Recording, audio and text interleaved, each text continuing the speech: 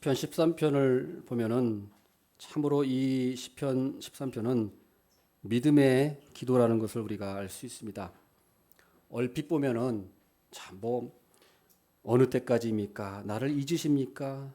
또 어느 때까지 숨기시겠나이까? 이런 말들을 보면은 참 믿음이 없는 사람인가? 의심이 많은 사람인가? 이렇게 우리가 생각할 수도 있습니다.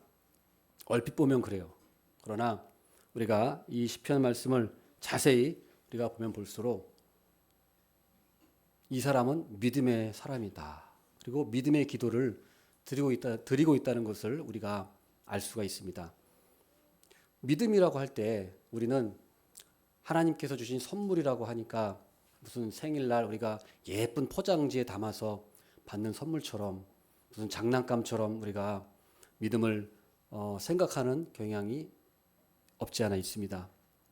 그래서 믿음이라고 하면은 그저 모든 일이 잘 되고 또 구름 위를 둥둥 떠다니는 생활이고 모든 기도가 이루어지고 막 이렇게 생각하는 경향이 있어요.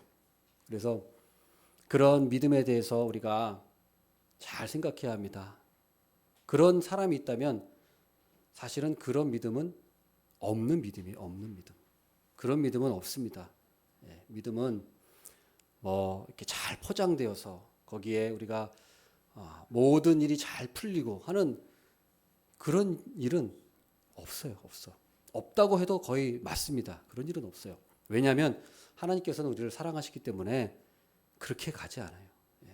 그래서 믿음이라고 한다면은 하나님께서 우리를 또 빚어가시는 그런 과정이자 작품이에요.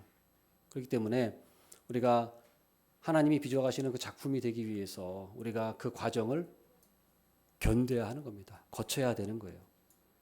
그래서 저는 어떤 사람이 맨날 모든 일이 자기는 잘 되고 기도하는 대로 응답되고 믿음대로 된다고 하는 사람들 보면 저는 의심스러워요. 정말 그래요. 자기는 모든 일이 기도하면 하나님이 응답하신다. 모든 일이 기도하면 안 되는 게 없다. 저는 그런 사람 보면 오히려 믿지 않습니다. 우리가 믿음이라고 하는 것은 다 하나님이 물론 우리가 기도하면은 그때그때 들어주시는 것도 있겠죠. 그러나 거의 대부분은 우리가 기도한다고 해서 즉각적으로 하나님이 주시는 일은 거의 없습니다. 거의 없어요. 그렇기 때문에 우리가 이 믿음이라고 하는 걸 잘 생각해야 합니다. 믿음이란 무엇인가? 저도 사역하고 하면서 많은 그런 고민을 했어요. 그냥 쉽게 믿음 생활을 한 것이 아니라는 것입니다. 신학교를 가서 사역을 하면서도 과연 내가 이 길을 가는 것이 맞는 것일까? 이 길을 가는 것이 그냥 내가 결정해서 온 게 아닐까? 하나님이 나를 이 길을 가게 하신 걸까? 라는 고민을 저는 늘 했어요. 늘 신대원 3학년 기간 동안 가면은 그 신대원 거기에 보면 기도처가 있습니다. 그 소래교회라고 기와집으로 이렇게 지어놓은 기도처가 있어요. 그러면은 수업 끝나고 수업도 끝나고 그 다음 수업 들어가기 전까지도 시간이 있지 않습니까? 그런 시간에 가서 기도를 했어요. 근데 그 기도 제목이 뭐냐? 하나님, 저를 정말 부르신 게 맞습니까? 부르신 게 맞습니까? 왜냐면은 저는 사역을 전도사 합격, 그 신대원 합격 통지서 받자마자 사역을 시작했어요. 그러니까 신대원 입학하기도 전에 통지서 받고 바로 교회에 지원했는데 와서 사역을 하라고. 그래서 신대원에 들어가서 아직 신학도 안 배웠는데 가서 사역을 이제 전도사로 이제 시작을 하게 된 거예요. 그런데 가자마자 부임했으니까 부임 설교를 또 하라고 했는데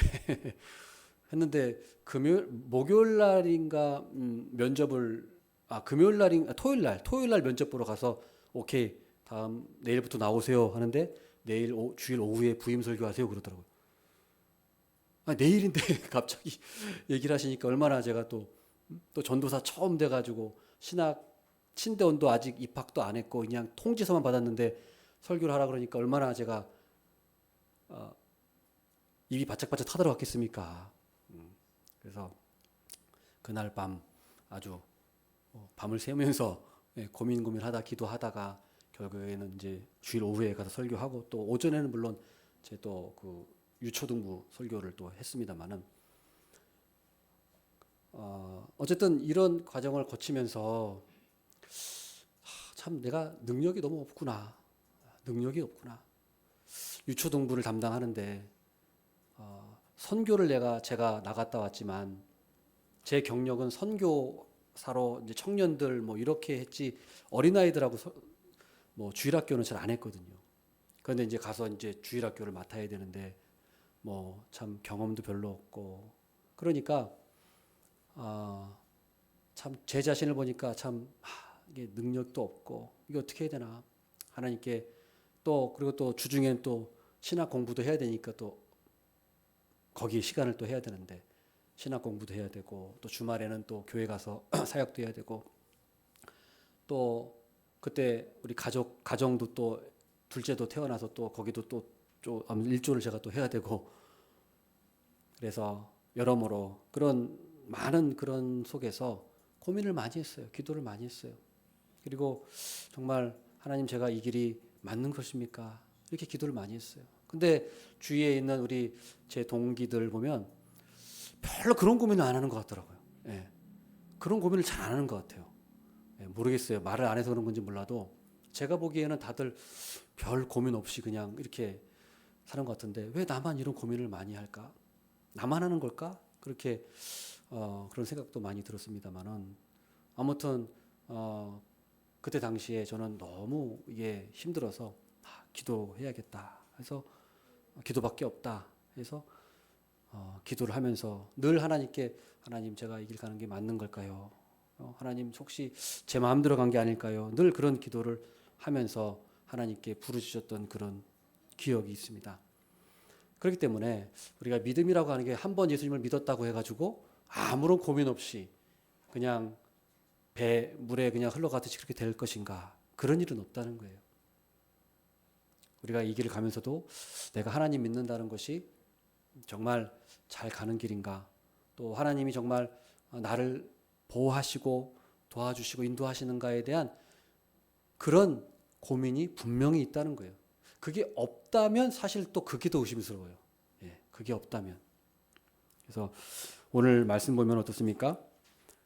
어느 때까지니까 여호와여 어느 때까지니까 이 어느 때까지니까라는 이 질문 이것이 4번이나 나옵니다. 1절 2절에 4번이나 나와요. 보면 여호와여 어느 때까지니까 나를 영원히 잊으시나이까 주의 얼굴을 나에게서 어느 때까지 숨기시겠나이까 어느 때까지 숨기시겠나이까 자 어느 때까지 어느 때까지 또 2절에 보면은 나의 영혼이 번민하고 종일토록 마음에 근심하기를 어느 때까지 하오며 내 원수가 나를 치며 자랑하기를 어느 때까지 하리까 이 언제까지냐는 거죠. 이 시간 하나님 제 기도를 도대체 언제 정말 속 시원하게 한번 들어주실 겁니까? 하나님 언제까지 저를 이렇게 내버려 두실 겁니까? 하는 거예요.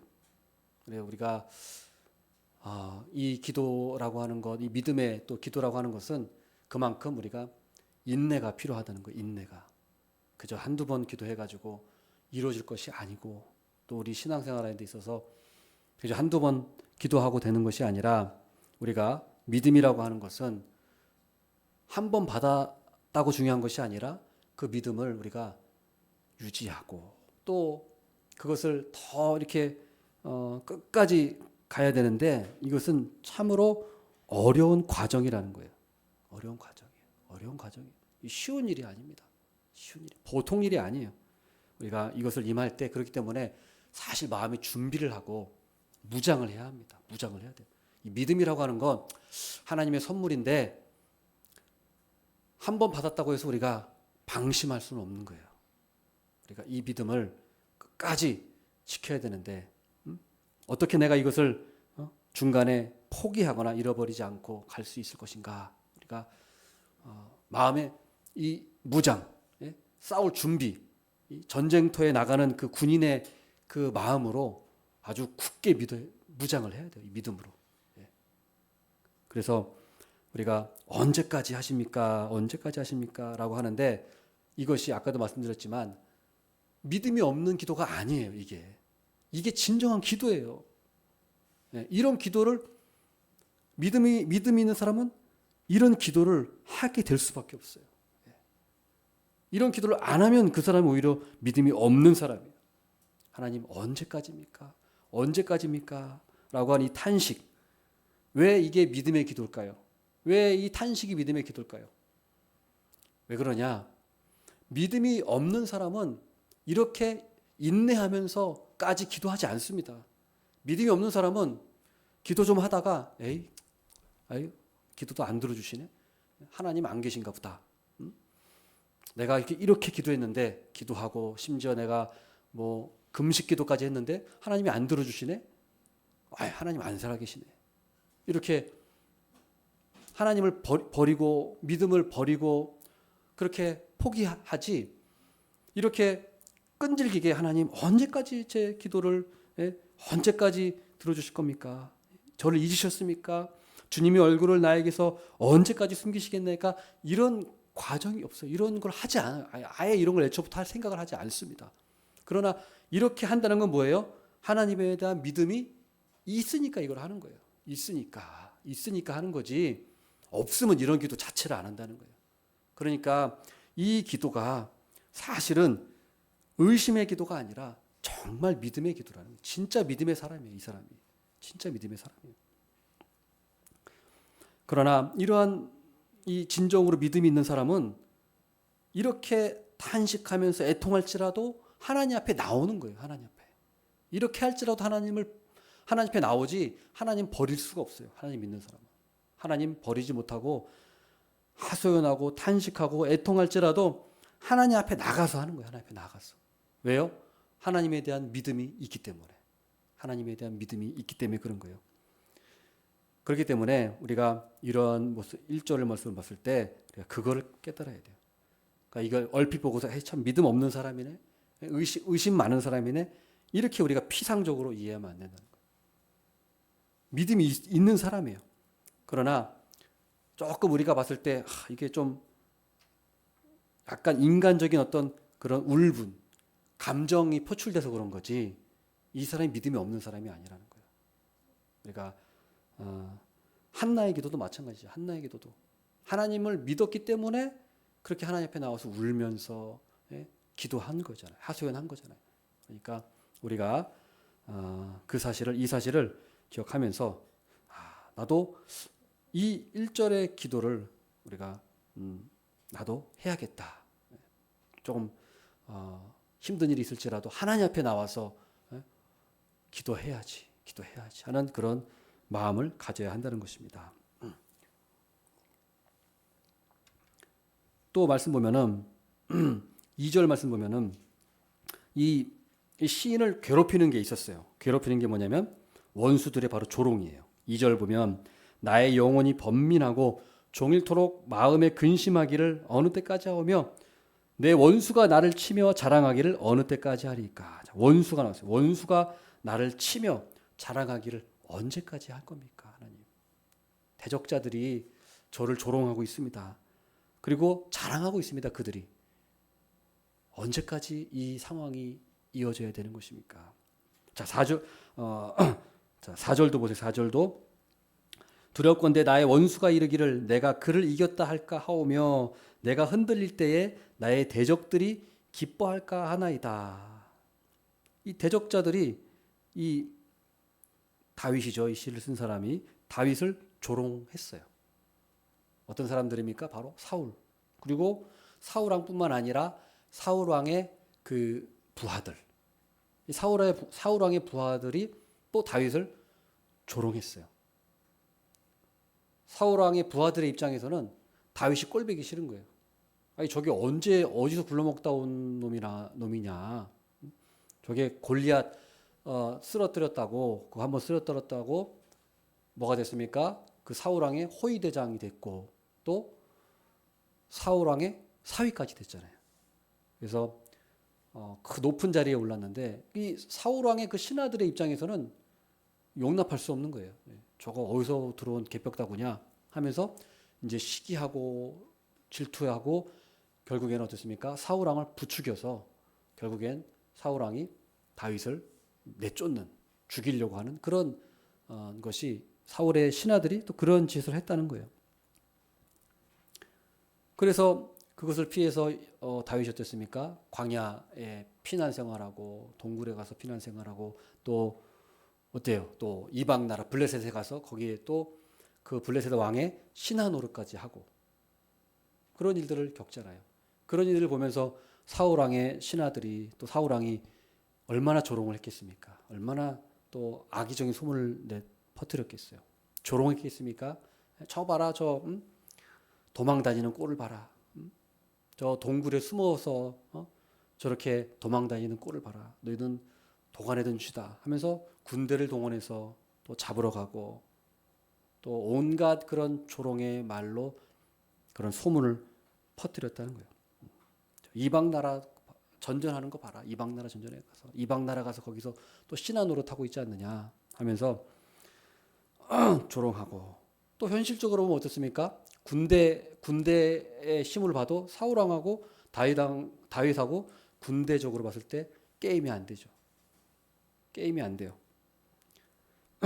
그런 재력으로 봤을 때도 게임도 안 되고 그래서 다윗을 조롱하고 무시하는 그런 일들이 다윗을 힘들게 하고 다윗을 심리적으로 또 정신적으로 괴롭혔다는 거예요. 자, 그래서 뭐라고 합니까? 4절에 두렵건대 나의 원수가 이르기를 내가 그를 이겼다 할까 하오며 내가 흔들릴 때에 나의 대적들이 기뻐할까 하나이다. 내가 흔들릴 때에 나의 대적들이 기뻐할까? 다윗 왕도 흔들릴 때가 있었다는 거예요. 다윗 공동체도 흔들릴 때가 있어요. 위태위태할 때가 있었다는 거예요. 다윗 공동체도. 언제 그랬습니까? 다윗이 어때요? 군대를 이끌고 블레셋과 함께 블레셋에 가서 이제 전쟁을 치렀잖아요. 근데 그때 전쟁 나가 보니까 아말렉이 쳐들어와서 다윗의 그 공동체 가족들, 부녀자들, 아이들, 재산, 가축 다 끌고 아말렉이 가버렸잖아요. 그러니까 그때 어땠습니까? 다윗의 부하들이 다윗을 돌로 치려 죽이려고 그랬어요. 그 충성스러웠던 다윗의 신하들이 다윗을 죽이려고 했어요. 그때 돌로 치려 죽이려고 했어요. 자기 가족들이 다 지금 끌려가서 죽었다고 생각하니까.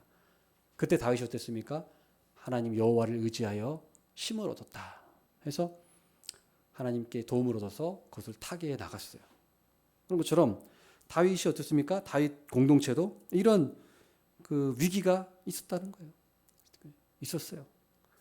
그랬을 때 어땠습니까? 사울 왕이나 신하들은 그런 다윗 공동체의 흔들리는 모습을 보면서 또 조롱하고 또 악의적인 소문을 또 퍼뜨렸다는 거예요. 퍼뜨렸다는 거예요. 이게 뭐 성경에 뭐 그것이 뭐 자세하게 나오진 않았지만 우리가 오늘 시편 말씀 보면은 그런 것들을 우리가 알 수 있는 거죠. 그런 것들이 많이 있었다는 거예요. 그래서 다윗도 그런 것 때문에 굉장히 마음이 어렵고 힘들었었다라는 것을 다윗이 여기서 고백하고 있는 거예요. 그 원수들 때문에, 대적자들 때문에 힘들었다는 거예요. 자, 그런데 그러면은 중요한 것은 이제 그 다음입니다. 어떻게 그 다음에 무슨 일이 일어나느냐. 5절 말씀 보겠습니다. 5절. 나는 오직 주의 사랑을 의지하였사오니 나의 마음은 주의 구원을 기뻐하리이다. 자, 처음에 탄식하고 애통했어요. 그러면서 또 하나님께 기도를 했어요. 그랬더니 믿음의 확신을 갖게 된 거예요. 어떻게 믿음의 확신을 갖게 됐습니까? 오직 주의 사랑을 의지했기 때문에, 주님의 사랑을 의지했기 때문에 믿음의 확신을 더 가지게 된 거예요. 자, 중요한 건 이겁니다.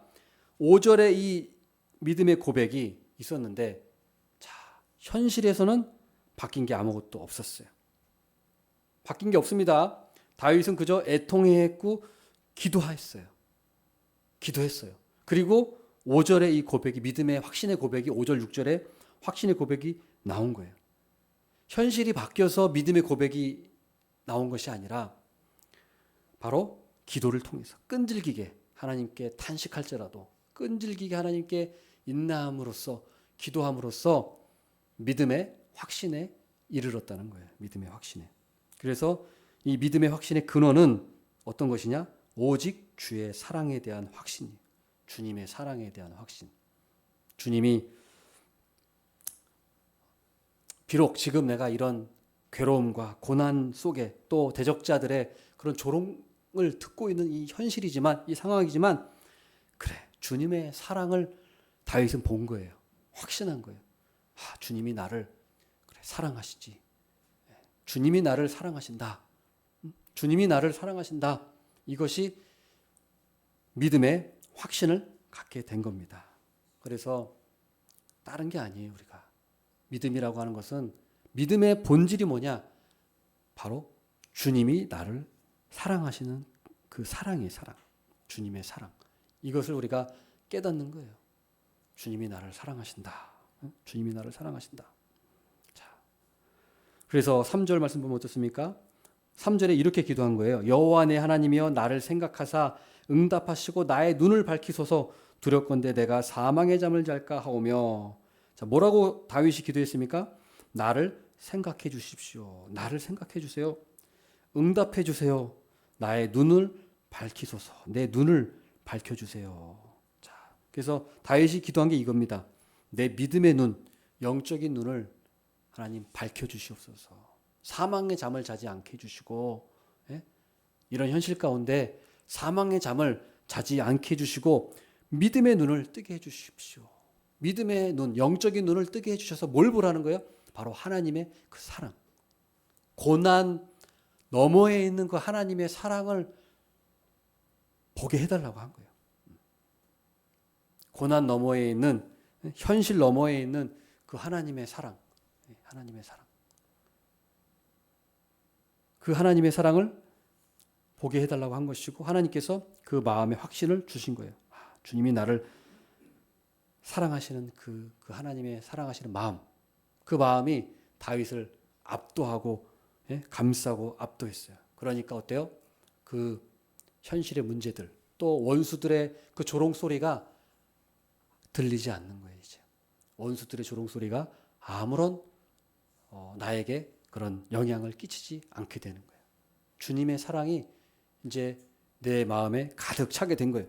이게 구원의 본질이에요. 구원의 본질. 우리가 단지 뭐 천국에 간다. 우리가 하나님의 진노를 면해서 천국에 간다. 이것은 우리에게 나타나는 것이고 우리에게 주어진 것이고 구원의 본질은 뭐냐? 바로 하나님을 사랑하는 것. 하나님이 우리를 사랑하시는 것이 바로 구원의 본질이에요. 구원의 본질. 하나님의 사랑을 우리가 깊이 내 마음에 깊이 우리가 묵상하고 기도하고 이것으로 충만해야 돼요. 하나님의 사랑으로. 그렇지 않고서는 우리의 이 마음이 회복이 되지를 않습니다. 어떠한 것도 회복이 되질 않아요. 하나님의 사랑, 하나님이 나를 사랑하신다. 그래서 끈질기게 또 기도해야 돼요. 끈질기게 인내하면서 언제까지입니까? 우리가 말할지라도 이러한 인내를 가지고 하나님께 끝까지 우리가 기도해야 돼요. 쉽지 않아요. 어려운 일이에요. 금방 포기하고 싶고 빨리 그냥 에이 나도 모르겠다 해버리고 싶고 회피하고 싶고 그렇단 말이죠. 그러나 그러지 말고 우리가 끝까지 인내하면서 우리가 싸우는 마음으로 우리가 무너지고 그 원수의 조롱에 넘어가면 누가 좋아하겠습니까? 마귀가 좋아하는 거예요. 마귀는 바로 우리가 넘어지는 모습을 보고 좋아하고 있어요. 우리가 넘어질 것을 지금 노리고 또 그것을 바라고 있다는 거예요. 그렇기 때문에 우리가 그것을 기억하면서 우리가 끝까지 인내하면서 하나님의 사랑을 우리가 묵상하고 마음에 채우고 또 어떻게 합니까? 하나님의 사랑을 의지해야 돼요. 하나님의 사랑을 의지해야 돼요. 하나님의 사랑을 의지해서 끝까지 인내함으로 기도를 해야지 쉽게 그냥 포기해버리면 우리가 마귀만 좋아한다는 것입니다. 그래서 우리가 주님의 구원을 기뻐하고 하나님의 사랑을 통해서 주님의 구원을 우리가 기뻐하고 또 하나님이 베푸신 은혜를 우리가 찬양할 수 있는 그런 마음이 바로 주님의 사랑에서 나오는 것이다. 이 주님의 사랑하는 마음이 우리 마음에 가득해야지 다른 마음이 가득하면 안 됩니다. 우리의 마음은요, 주님의 사랑으로 가득하지 않으면 반드시 사탄이 틈타요. 틈타. 네. 주님의 사랑으로 가득하지 않으면 거기에 이 세상이 들어가든지 뭐 세상에 어떤 즐거움이 들어가든지 거기에 반드시 다른 게 들어가게 돼 있어요. 거기를 차지하게 돼 있습니다. 그렇기 때문에 우리가 늘 우리 마음에 하나님, 주님, 그 주님의 사랑, 구원, 주님의 특별히 사랑 이것을 우리가 늘 마음에 가득 채워지도록 늘 기도해야 돼. 늘 기도. 우리가 그렇지 않으면 거기에 우리의 자꾸 안 좋은 마음들, 의심하는 마음들, 또 원망하는 마음들, 또 교만한 마음들, 또 세상의 어떤 정욕적인 마음들, 세상에 또 근심하는 마음, 걱정하는 마음, 이런 쓸데없는 마음들이 우리를 차지하게 돼요. 그래서 우리가 기도할 때 늘 이 마음을 채워달라고 우리가 늘 기도하는 시간이 됐으면 좋겠습니다.